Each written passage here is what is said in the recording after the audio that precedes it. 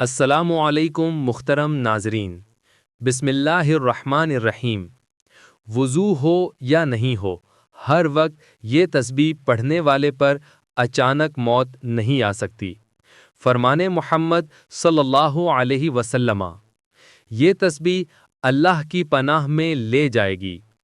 یہ تسبیح حفاظت کا حصار ہے، نورانی ڈھال ہے، گناہوں پر تلوار ہے اور جنت کا ذریعہ ہے۔ وہ تسبیح یہ ہے۔ محترم ناظرین، حضرت عثمان رضی اللہ تعالی عنہ نے فرمایا کہ نبی کریم صلی اللہ علیہ وسلم نے ارشاد فرمایا، کوئی بھی بندہ یہ تسبیح 100 مرتبہ صبح اور 100 مرتبہ شام کو پڑھ لیتا ہے تو اسے کوئی چیز زمین میں ہو یا آسمان میں نقصان نہیں دے سکتی۔ اس تسبیح میں ایک روحانی حصار ہے، ایک نورانی ڈھال ہے جو بندے کے گناہ ہوں، جنات ہوں یا جادو ہو یا نظر بد ہو یا اچانک موت کا خوف ہو۔ جب یقین کے ساتھ اس تسبیح کو صبح و شام پڑھ لیتا ہے تو اللہ تعالیٰ اسے ایسی حفاظت عطا فرماتا ہے جو بندے کے وہم و گمان میں بھی نہیں ہوتی۔ یہ تسبیح بندے کے ارد گرد ایک ایسا نورانی قلعہ بنا دیتی ہے کہ شیطان 1000 بار کوشش کرے مگر قریب بھی نہیں آ سکتا۔ اس تسبیح کے ساتھ جو دن طلوع ہوتا ہے وہ دن بندے کے لیے حفاظت کی ضمانت لے کر آتا ہے، اور جس رات میں یہ تسبیح پڑھی جائے اس رات اچانک موت کا سایہ بھی قریب نہیں آ سکتا۔ یہ تسبیح پڑھنے والا وہ خوش نصیب ہے جس کی زندگی سے اندھے وسوسے اور شیطانی چالیں دور ہو جاتی ہیں۔ یہ تسبیح دنیا کے ہر خوف پر غالب ہے، اس کے ساتھ دل کو سکون ملتا ہے، رزق میں برکت آتی ہے، دشمن مات کھا جاتے ہیں اور دل کا خوف اللہ کی رحمت سے تسلی اور اطمینان میں بدل جاتا ہے۔ ایسی زندگی جو ہر وقت غیر مرئی حملوں کی زد میں رہتی ہے، وہ قرآن کی اس تسبیح کی برکت سے محفوظ، مطمئن اور بابرکت ہو جاتی ہے۔ اس تسبیح کے ساتھ جینے والا انسان جب صبح کرتا ہے تو گویا وہ خود کو اللہ کی مکمل پناہ میں سونپ دیتا ہے۔ سن لو، جب تک یہ تسبیح تمہاری زبان پر جاری ہے اس دن تیری موت کا وقت نہیں آیا، اور جب تیرے دل میں اس تسبیح پر یقین کامل ہوگا تو دنیا کی کوئی طاقت تیرا کچھ نہیں بگاڑ سکتی۔ وہ تسبیح یہ ہے۔ محترم ناظرین، ہمارا آج کا وظیفہ ایک ایسی تسبیح کا وظیفہ ہے جو بہت ہی زیادہ بابرکت اور پرسود ہے۔ جو شخص یہ تسبیح پڑھتا ہے تو حضور پاک صلی اللہ علیہ وسلم کا فرمان ہے کہ وہ اللہ تعالیٰ کی پناہ میں آ جاتا ہے۔ یہ تسبیح حفاظت کا حصار ہے، نورانی ڈھال ہے، گناہوں پر تلوار ہے اور جنت کا ذریعہ ہے۔ حضور پاک صلی اللہ علیہ وسلم نے فرمایا، قرآن پاک کی یہ تسبیح پڑھنے والا اچانک موت اور اچانک مصیبت سے محفوظ رہے گا۔ یہ تسبیح پڑھنے سے آپ کو کبھی مایوسی کا سامنا نہیں کرنا پڑے گا۔ انشاءاللہ یہ تسبیح پڑھنے سے آپ کی تمام پریشانیاں دور ہو جائیں گی، تمام حاجات پوری ہوں گی۔ یہ تسبیح پڑھنے سے اللہ تعالیٰ آپ کے روزی رزق میں اپنی غیبی مدد نازل کرے گا، اور جو شخص یہ تسبیح پڑھتا ہے تو اس پر اللہ تعالیٰ کی خاص رحمت و کرم نازل ہوتا ہے۔ ہمارا آج کا وظیفہ بہت ہی طاقتور اور مجرب وظیفہ ہے، اور یہ بہت سے لوگوں کا آزمایا ہوا عمل ہے۔ میری آپ سے گزارش ہے کہ آپ بھی اس عمل کو لازمی کریں تاکہ آپ بھی اللہ تعالیٰ کی حفاظت میں رہیں اور آپ کی تمام مشکلات، پریشانیاں اور مصیبتیں ٹلتی رہیں۔ محترم ناظرین، دنیا کی زندگی فانی ہے اور اس کی فتنہ خیزیاں ہر لمحہ انسان کو کسی نئی آزمائش میں ڈال سکتی ہیں۔ کبھی اچانک موت تو کبھی بے خبر مصیبت انسان کو ایسے گھیر لیتی ہے کہ بچاؤ کا کوئی رستہ نظر نہیں آتا، مگر اللہ تعالیٰ کی رحمت نے ہمیں بے یار و مددگار نہیں چھوڑا۔ اس نے ہمیں قرآن جیسی عظیم نعمت عطا فرمائی ہے جس کی ایک ایک آیت شفا ہے، رحمت ہے اور حفاظت کا حصار ہے۔ اسی قرآن مجید میں ایک ایسی تسبیح بھی موجود ہے جس کے بارے میں رسول اللہ صلی اللہ علیہ وآلہ وسلم نے ارشاد فرمایا کہ جو شخص اس تسبیح کو پڑھتا ہے اس پر اچانک موت نہیں آتی اور وہ نہایت ہی خطرناک و اچانک آنے والی مصیبتوں سے محفوظ رہتا ہے۔ یہ تسبیح اللہ تعالیٰ کی طرف سے بندے کے گرد نورانی ڈھال بن جاتی ہے جو اسے شیطان کے شر سے، دنیا کے فتنوں سے اور آخرت کی ہولناکیوں سے بچاتی ہے۔ یہ تسبیح اللہ کے عرش سے نازل ہونے والی ایک ایسی نعمت ہے جو پڑھنے والے کو اللہ کی امان میں دے دیتی ہے۔ گناہوں کی زنجیروں کو توڑنے والی، قبر کی وحشتوں کو ختم کرنے والی اور جنت کے دروازوں کو کھولنے والی یہ تسبیح ہر مسلمان کے دل کو تھام لینے والی ہے۔ اس کو ہر جمعہ پڑھنے سے ایمان کو تازگی بخشتی ہے اور جو اسے روزانہ پڑھ لے وہ اللہ کی خصوصی حفاظت میں آ جاتا ہے۔ محترم ناظرین، حضرت عائشہ رضی اللہ تعالی عنہا سے روایت ہے کہ وہ فرماتی ہیں، نبی کریم صلی اللہ علیہ وآلہ وسلم ایک سفر میں تشریف لے جا رہے تھے اور ہم امہات المومنین بھی آپ کے ہمراہ تھیں۔ اس سفر کے دوران ام المومنین حضرت صفیہ رضی اللہ تعالی عنہا کا اونٹ بیمار ہو گیا اور وہ سوار ہونے سے عاجز آ گئیں۔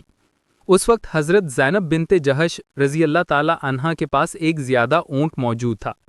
نبی پاک صلی اللہ علیہ وآلہ وسلم نے ان سے ارشاد فرمایا، صفیہ کا اونٹ بیمار ہو گیا ہے اور تمہارے پاس زیادہ اونٹ موجود ہے، اگر تم ان کو ایک اونٹ دے دو تو بہتر ہے۔ حضرت زینب رضی اللہ تعالی عنہا نے جواب میں عرض کیا، یا رسول اللہ، کیا میں اس یہودیہ کو اپنا اونٹ دے دوں؟ یہ سن کر نبی کریم صلی اللہ علیہ وآلہ وسلم بہت ناراض ہوئے، کیونکہ حضرت صفیہ رضی اللہ تعالی عنہا یہودی نسل تھیں اور بعداً مسلمان ہو کر ازواج مطہرات میں شامل ہوئی تھیں۔ آپ صلی اللہ علیہ وآلہ وسلم نے حضرت زینب کی یہ بات سخت ناگوار سمجھی اور ان سے ناراض ہو گئے اور ان سے بات چیت کرنا بند کر دی۔ یہ واقعہ حجۃ الوداع کے سفر میں ذی الحجہ کے دوران پیش آیا تھا۔ آپ صلی اللہ علیہ وآلہ وسلم کی ناراضگی کا یہ عالم تھا کہ نہ صرف ان سے بات نہ کی بلکہ اس ناراضگی کا اثر اس قدر گہرا اور طویل ہوا کہ پورا باقی ذی الحجہ گزر گیا، محرم گزر گیا، سفر کا مہینہ بھی ختم ہو گیا، یہاں تک کہ ربیع الاول کا آغاز ہو گیا اور کئی دن گزر گئے، مگر نبی کریم صلی اللہ علیہ وآلہ وسلم نے حضرت زینب رضی اللہ تعالی عنہا سے بات نہیں کی۔ جب حضرت زینب رضی اللہ تعالی عنہا نے دیکھا کہ اتنا طویل عرصہ بیت چکا ہے اور رسول اللہ صلی اللہ علیہ وآلہ وسلم کی ناراضگی اب تک دور نہیں ہوئی، تو ان کے دل میں یہ گمان پیدا ہوا کہ شاید اب آپ کا ان سے کوئی تعلق باقی نہیں رہا۔ لہٰذا انہوں نے اپنا بستر، اپنی چارپائی اور دیگر سامان سمیٹ لیا اور الگ ہو گئیں۔ ان کا یہ عمل ان کے دل کی گہرائی سے نکلا ہوا درد تھا۔ وہ اس حالت میں الگ ہو گئیں کہ دل غم سے بوجھل تھا کہ شاید اللہ کے نبی پاک صلی اللہ علیہ وآلہ وسلم کی ذات مبارکہ میں ان کے لیے کوئی جگہ باقی نہیں رہی۔ مگر یہ بھی ان کی عظمت تھی کہ باوجود اپنے دل کے درد کے اور ناراضگی کی شدت کے وہ ادب اور دامن حیات تھامے رہیں۔ انہوں نے نہ کوئی شکوہ کیا، نہ فریاد کی، نہ کسی اور سے کچھ کہلوایا، بلکہ خاموشی سے نبی پاک صلی اللہ علیہ وآلہ وسلم کے فیصلے کے سامنے سر تسلیم خم کر کے خود کو الگ کر لیا۔ یہ واقعہ امت کو یہ سکھاتا ہے کہ نبی پاک کی نگاہ میں الفاظ اور طرز تکلم کس قدر اہمیت رکھتے ہیں۔ ایک جملہ جو دل آزاری کا سبب بنے اللہ کے نبی پاک کو ناگوار گزر سکتا ہے، اور یہ بھی کہ حضور اکرم صلی اللہ علیہ وآلہ وسلم اپنے اخلاق میں اتنے بلند تھے کہ جب بھی کوئی ان کی رضامندی کا مستحق نہ رہتا تو اس کو اس انداز میں سمجھاتے کہ الفاظ کی سختی سے زیادہ عملی اظہار ناراضگی کا ذریعہ بنتی۔ اس واقعے میں حضرت صفیہ رضی اللہ تعالی عنہا کی شان بھی نمایاں ہوتی ہے کہ وہ اگرچہ یہودی نسل تھیں مگر ان کے ایمان اور کردار نے انہیں رسول اللہ صلی اللہ علیہ وآلہ وسلم کی ازواج مطہرات کا مقام عطا فرما دیا، اور نبی کریم صلی اللہ علیہ وآلہ وسلم نے ان کی عزت کی حفاظت اس طرح فرمائی کہ ان کے حق میں کہی گئی ایک ناجائز بات پر شدید ناراضگی کا اظہار فرمایا اور حضرت زینب رضی اللہ تعالی عنہا کے ساتھ تعلقات منقطع فرما دیے۔ اس سے یہ سبق ملتا ہے کہ ایمان لانے کے بعد کسی کی سابقہ حیثیت کو طعنہ و تشنیع کا نشانہ بنانا اسلام کی روح کے خلاف ہے، اور اللہ کے نبی کریم صلی اللہ علیہ وسلم کسی مومنہ کی توہین برداشت نہیں کرتے، خواہ وہ ابتدا میں کسی بھی قوم سے تعلق رکھتی ہوں۔ رسول اللہ صلی اللہ علیہ وسلم نے اس واقعے کے ذریعے اپنی امت کو یہ تعلیم دی کہ اصل عزت ایمان سے ہے، نسب سے نہیں۔ اللہ کے نزدیک بلندی کا اصلی ذریعہ صرف تقوی ہے، جیسا کہ قرآن کریم میں ارشاد ہوا ہے۔ ساتھ ہی آپ نے یہ بھی بتایا کہ ادبی زندگی میں نرمی، علم اور بردباری سے کام لینا ہی اصل کامیابی ہے، جبکہ کسی کی سابقہ زندگی کو بار بار یاد دلانا یا اس پر طعنہ دینا انسان کو اللہ اور اس کے رسول صلی اللہ علیہ وسلم کی ناراضگی کا مستحق بنا دیتا ہے۔ یہ واقعہ ہمیں آج بھی سکھاتا ہے کہ ہمیں اپنی گفتگو میں احتیاط برتنی چاہیے اور کسی کی سابقہ حیثیت پر اس کی موجودہ عزت کو کم نہ کرنا، خاص طور پر اگر وہ اللہ اور اس کے رسول صلی اللہ علیہ وسلم کی اطاعت میں آ چکا ہو۔ اور جب یہ واقعہ اپنی شدت کو چھو کر گزر چکا تھا تو نبی کریم صلی اللہ علیہ وسلم کی حیات طیبہ کا ایک اور واقعہ ہمیں اخلاق عفو درگزر اور حکمت عملی کا بے مثال سبق دیتا ہے۔ یہ واقعہ حضرت سفیان بن امیہ رضی اللہ تعالی عنہ کا ہے، جو ابتدا میں اسلام کے سخت دشمن تھے۔ غزوہ بدر میں وہ مشرکین کی طرف سے شامل ہوئے اور غزوہ احد میں مسلمانوں کے خلاف لڑے، مگر فتح مکہ کے موقع پر جب نبی پاک صلی اللہ علیہ وسلم فاتح کی حیثیت سے مکہ معظمہ میں داخل ہوئے تو سفیان بن امیہ گھبرا کر بھاگ نکلے اور سمندر کی طرف روانہ ہو گئے تاکہ کسی کشتی کے ذریعے ملک سے باہر نکل جائیں۔ حضرت عمیر بن وہب رضی اللہ تعالی عنہ نے حضور اکرم صلی اللہ علیہ وسلم سے سفیان کے لیے امان طلب کی۔ آپ نے فرمایا کہ وہ واپس آ جائے، ہم اسے امان دے دیتے ہیں۔ چنانچہ حضرت عمیر رضی اللہ تعالی عنہ ان کے پیچھے گئے اور سمندر کے کنارے جا کر امان کا پیغام دیا، مگر سفیان نے کہا، مجھے کیسے یقین ہو کہ محمد مجھے قتل نہیں کریں گے؟ اس پر حضرت عمیر رضی اللہ تعالی عنہ نے جواب دیا، اللہ کے نبی کا وعدہ کبھی جھوٹا نہیں ہوتا۔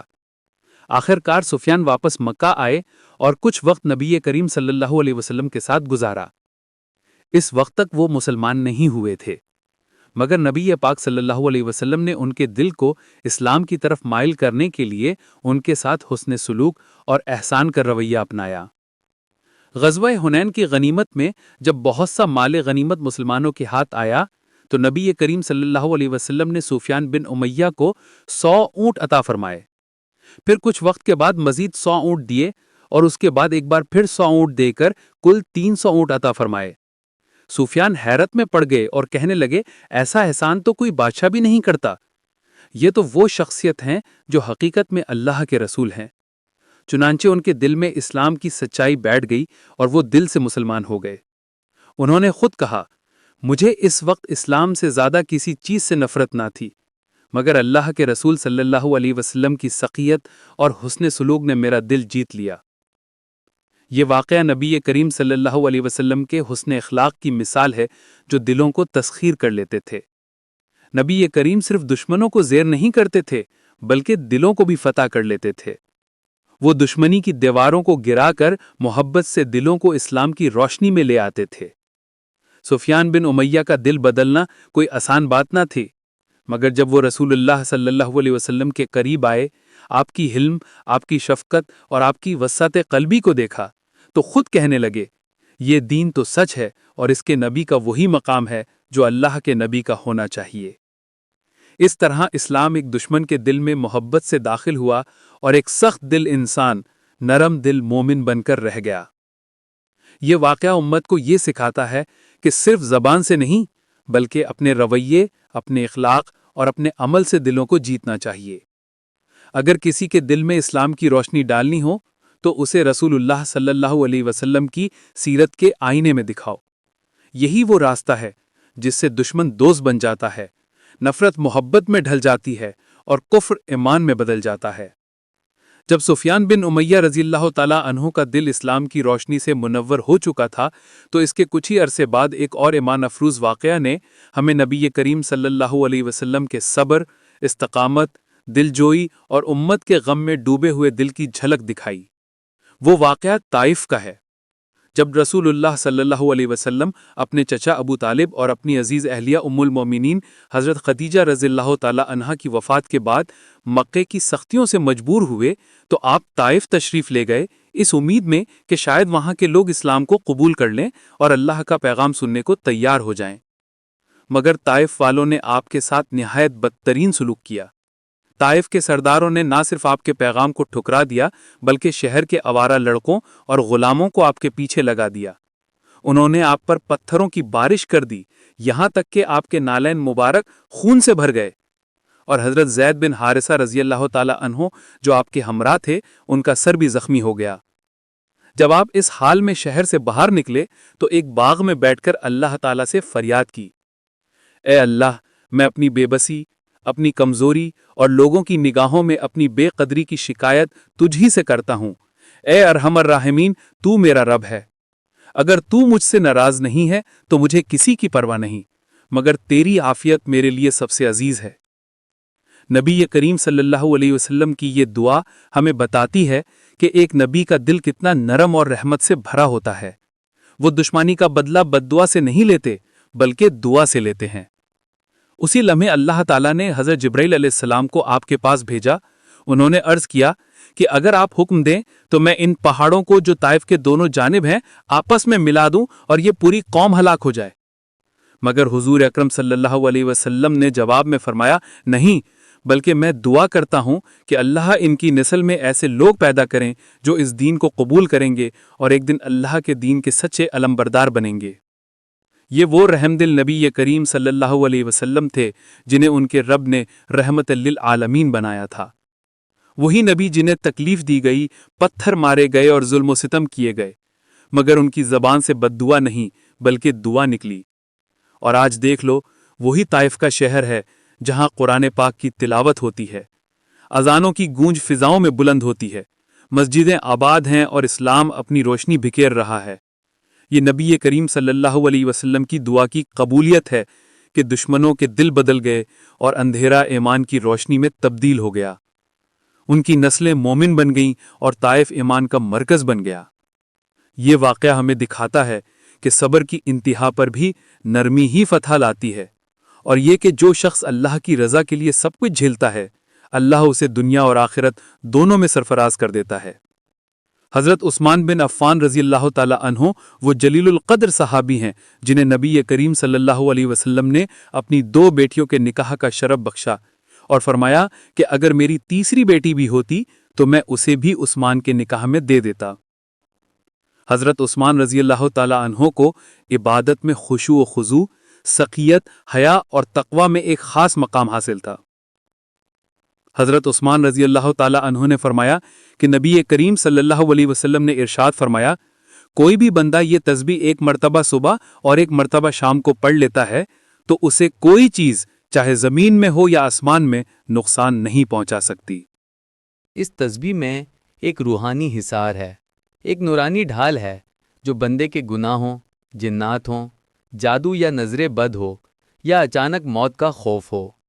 جب بندہ یقین کامل کے ساتھ اس تسبیح کو صبح و شام پڑھتا ہے تو اللہ تعالیٰ اسے ایسی حفاظت عطا فرماتا ہے جو اس کے وہم و گمان میں بھی نہیں ہوتی۔ یہ کلمات بندے کے گرد ایک نورانی قلعہ بنا دیتے ہیں جس سے شیطان 1000 بار کوشش کرے مگر قریب بھی نہیں آ سکتا۔ جس دن یہ تسبیح زبان پر ہوگی وہ دن بندے کے لیے حفاظت کی ضمانت لے کر آتا ہے، اور جس رات یہ تسبیح زبان پر ہوگی اس رات اچانک موت کا سایہ بھی پاس نہیں آ سکتا۔ یہ تسبیح پڑھنے والا وہ خوش نصیب ہے جس کی زندگی سے اندھے وسوسے اور شیطانی چالیں ایک دم دور ہو جاتی ہیں۔ یہ تسبیح دنیا کے ہر خوف پر غالب ہے، اس کے ساتھ دل کو سکون ملتا ہے، رزق میں برکت آتی ہے، دشمن ڈھیر ہو جاتے ہیں اور دل کا خوف اللہ کی رحمت سے بدل جاتا ہے۔ ایسی زندگی جو ہر وقت غیر حملوں کی زد میں ہو وہ اس تسبیح کے سبب محفوظ، مکمل اور بابرکار ہو جاتی ہے۔ اس تسبیح کے ساتھ جینے والا انسان جب صبح تسبیح کرتا ہے تو گویا خود کو اللہ کی مکمل پناہ میں دے دیتا ہے۔ سن لو، جب تک یہ تسبیح تیری زبان پر جاری ہے اس دن تیری موت کا وقت نہیں آیا، اور جب تیرے دل میں اس پر یقین کامل ہوگا تو دنیا کی کوئی طاقت تیرا کچھ نہیں بگاڑ سکتی۔ حضرت عثمان رضی اللہ تعالیٰ عنہ کی زبان پر اکثر ایک دعا جاری رہتی تھی جو رسول اللہ صلی اللہ علیہ وآلہ وسلم نے سکھائی تھی۔ وہ دعا یہ تھی۔ حضرت عثمان رضی اللہ تعالیٰ عنہ نے فرمایا کہ میں نے نبی کریم صلی اللہ علیہ وآلہ وسلم کو یہ کہتے ہوئے سنا کہ جو شخص صبح کے وقت 3 مرتبہ اور شام کے وقت 3 مرتبہ یہ دعا پڑھ لے تو اسے آنے والی کوئی بھی مصیبت یا نقصان نہیں پہنچا سکتی۔ چنانچہ حضرت عثمان رضی اللہ تعالیٰ عنہ نے فرمایا کہ جب سے میں نے یہ سنا ہے کبھی ترک نہیں کی۔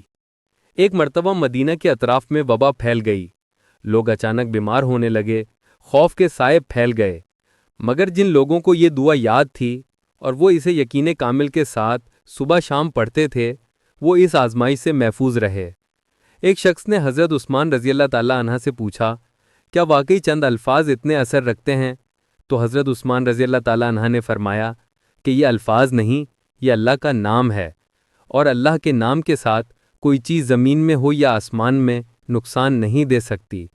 یہ صرف دعا نہیں بلکہ ایک روحانی حصار ہے۔ جب بندہ یقین کامل کے ساتھ اللہ کے اس نام کو پکارے اور قرآن مجید کی اس سورت کو صبح و شام کا ساتھی بناتا ہے تو اللہ تعالیٰ اسے ایسی حفاظت عطا فرماتا ہے جو بندے کے وہم و گمان میں بھی نہیں ہوتی۔ حضرت عثمان رضی اللہ تعالیٰ عنہ کا یہ عمل نہ صرف ان کے لیے باعث حفاظت بنا بلکہ امت کے لیے بھی ایک ایسا خزانہ چھوڑ گیا جو قیامت تک محفوظ رہے گا۔ محترم ناظرین، اب ہم وظیفے کی جانب چلتے ہیں۔ وہ کون سی تسبیح ہے جو آپ نے پڑھنی ہے؟ تو میں آپ کو اس ویڈیو میں بتانے لگا ہوں۔ آپ نے سب سے پہلے حضور پاک صلی اللہ علیہ وآلہ وسلم کی ذات اقدس پر درود پاک کا نذرانہ پیش کرنا ہے۔ درود پاک آپ کوئی سا بھی پڑھ سکتے ہیں۔ ایک بار ثواب کی نیت سے میرے ساتھ بھی درود پاک پڑھ لیں۔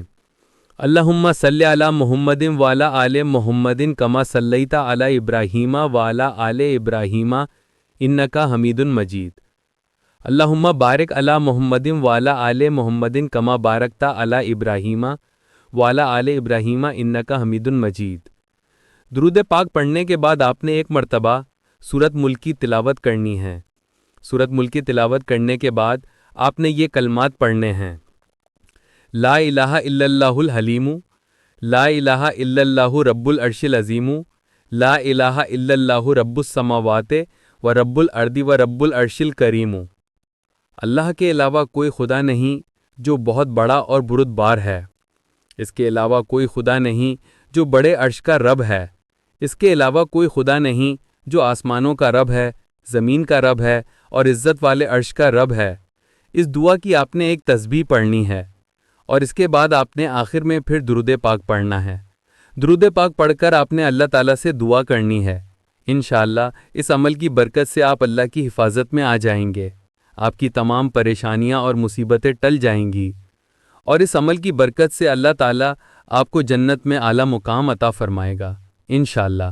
محترم ناظرین، اگر آپ کو بھی کبھی کسی اثرات، بری نظر، وسوسے یا اچانک خوف کا سامنا کرنا پڑتا ہے تو بس اس دعا کو اپنا لیں اور پھر دیکھیں کہ اللہ تبارک و تعالیٰ کیسے ان بند دروازوں کو کھول دیتا ہے جنہیں آپ نے کبھی سوچا بھی نہیں ہوگا۔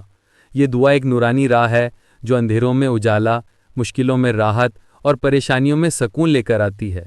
یقین رکھیں، بس اللہ کے نام پر اور اس کی پناہ مانگیں۔ جب آپ دل سے اللہ کی طرف اپنے دل کی ساری مجبوری اور خوف لے کر جائیں گے تو وہ آپ کے لیے راستہ بنا دے گا۔ دعا ہے اللہ پاک سے: یا اللہ، ہمیں اپنے دین اسلام سے سچی محبت عطا فرما، ہمارے دلوں کو اپنے نور ہدایت سے بھر دے تاکہ ہم ہر وقت تیری یاد میں ڈوبے رہیں۔ ہمیں ہر شر، ہر خبیث، ہر وسوسے اور ہر خوف سے اپنی حفاظت میں لے لے۔ ہماری صبح اور ہماری شام میں اپنے ذکر اور اپنے نور سے روشن فرما۔ ہمارے گھروں، ہمارے رشتوں، ہمارے کام کاج اور ہمارے دلوں میں اپنی رحمت اور برکت کا وہ نور بھر دے جو کسی بھی مشکل، پریشانی اور خوف سے ہمیں بچا سکے۔ ہمیں اس کلمے کی برکت سے دنیا اور آخرت کی سلامتی عطا فرما۔ ہمیں ایسی طاقت دے کہ ہم ہر مشکل کا سامنا یقین، صبر اور توکل کے ساتھ کر سکیں۔ ہمیں اپنے راستے میں ہمیشہ رحمت اور حفاظت کے سائے میں رکھ